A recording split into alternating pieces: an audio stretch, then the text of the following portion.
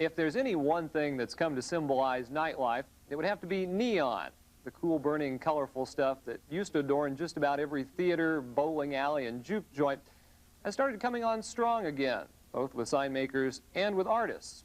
For the past couple of weeks, we've been looking into some of the people who have helped shape neon's past and present, and a few who think they've got a pretty good bead on its future.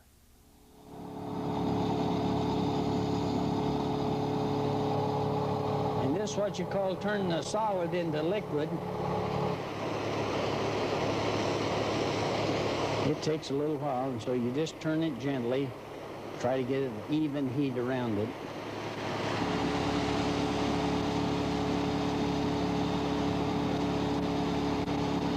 And then if you had a pattern like that laying on the bench, you'd lay it on, but I'm just going to make you a few little curves here. In the industry, they're known simply as benders for what they do with those little glass tubes that are then filled with gas and zapped with electricity. The process of making a neon sign hasn't changed much since it was introduced in the early 1900s.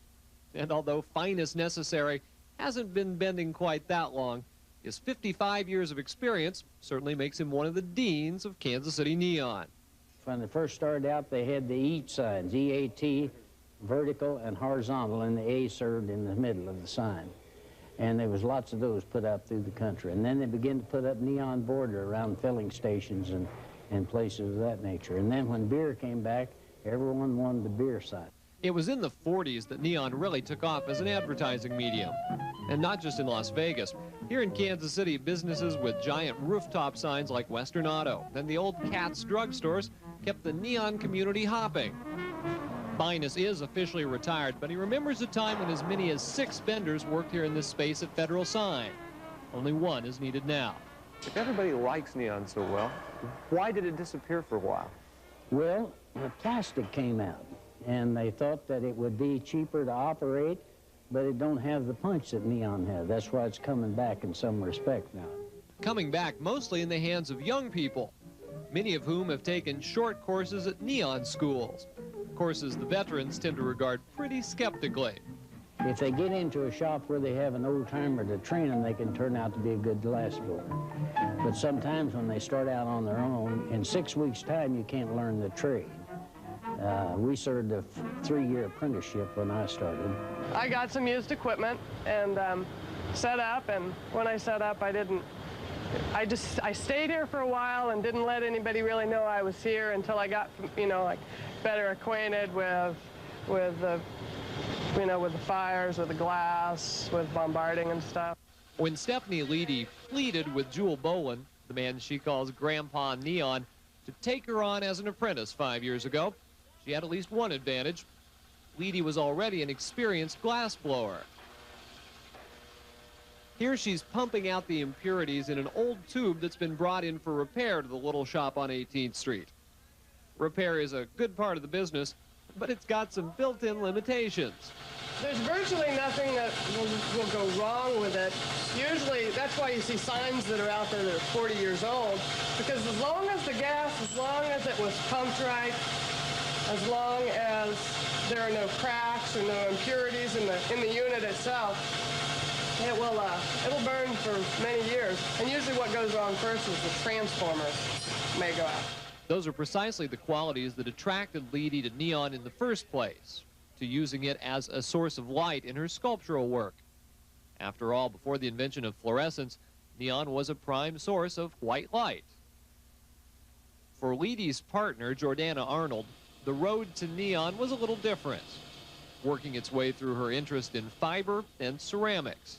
It's real physical, and I've always worked like that. It's very dimensional, very sculptural, and I enjoy that. I like working with my hands. I like saying, well, today I bent, so many feet of neon, or I made so many patterns. You can see what you've done.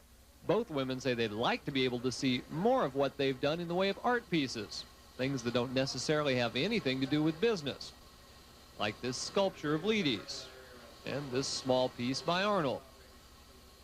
The obvious obstacles to more such non-commissioned works are, of course, time and money.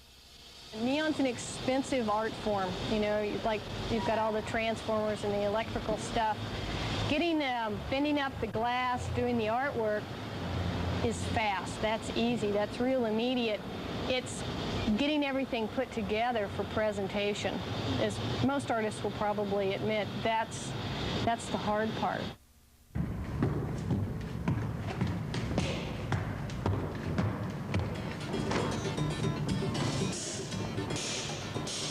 Michael Barsotti would admit that he's still a bit amazed to have had a one-man show of his neon sculptures at the Hand and Eye Gallery in Lawrence back in August.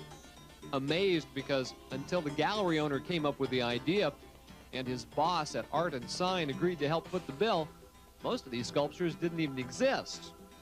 Barsotti, who's fond of saying it's new, it's now, it's wow, never forgets that one of neon's main attractions is it's colorful. A lot of the color comes from a phosphorus powder inside of the tube. All the glass, most of the glass today is actually clear, but then they have a phosphorus coating inside of them. So now we can take a little bit of blue and a little bit of something else and mix them and get different colors that they weren't able to get maybe. But then there are, like these glasses here are classic glass, and the glass in the window back there is actual soda glass. It's actually colored glass, and I think it's a much richer color.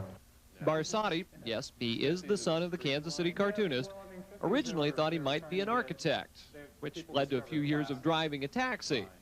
Then some drawings he'd made of neon signs spurred him to try the real thing, and his background in design has ended up coming in handy. A lot of it is very designed. You have to make a pattern.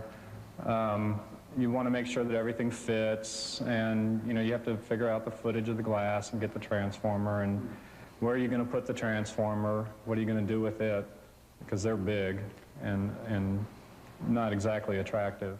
At this point, he says he has one non-work-related neon project on the drawing board. But despite all the positive attention, it's not going to be my only medium that I want to use. I mean, I want to do a lot of different art. I mean, I'm working on a performance piece now and getting back into some large pastel drawings. I've gotten into more conversations about neon and none about art. And I don't want to be just a neonist, I want to be an artist. It just so happens that the springboard was neon. This is the first place winner. Is definitely a nice piece, and I like it, but to me, it doesn't look like it was near as complicated. The contest that Bob Overby is reevaluating here is in the trade journal Signs of the Times, which this month awarded him a 4th place in the neon division for this almost 3D-looking sculpture he built and installed at Kansas City's Grand Emporium. I had pretty close to $1,000 just in materials. Actually, a little bit over, I think. A lot of the glass that's used in the Bluesman there is antique glass that they don't make anymore. It's all low level, what I call low level neon. It's not real bright. It's not on a dimmer. It's just naturally low level. It's easy on the eye. It's nice to look at. It doesn't, blare at you. Overby figures that's going to be an important part of getting people to buy neon for their home. It's a market he's planning to seriously court with a studio and retail operation that's in the works. He knows, though, he's not likely to find too many customers as ready to buy as the guys at the Grand Emporium. Besides shelling out for the Bluesmen, they recently anteed up for a real piece of Kansas City neon history. That sign in the champagne glass with the bubbles, the moving bubbles with different colors, has always intrigued me as the best outdoor neon sign in Kansas City. When they decided to sell the business and demolish the building, we thought, well, let's try to save the sign and keep it on Main Street. For now, it's resting comfortably in pieces out in the yard at United Sign. Last week, George Myers, Neighbor's partner, ventured out to discuss possible ways of restoring what even the city acknowledges is a landmark. Grand Emporium sign and putting this on the bottom of it and the rest of this stuff over it. Since neon and sign making go hand in hand, It's not surprising that most of the folks who incorporate it into their art are benders themselves. But there are exceptions. Bill Shipman, for example. He's a Kansas City sculptor who uses old pieces of neon in his works, including one of which can be found at the Museum of Neon Art in downtown Los Angeles.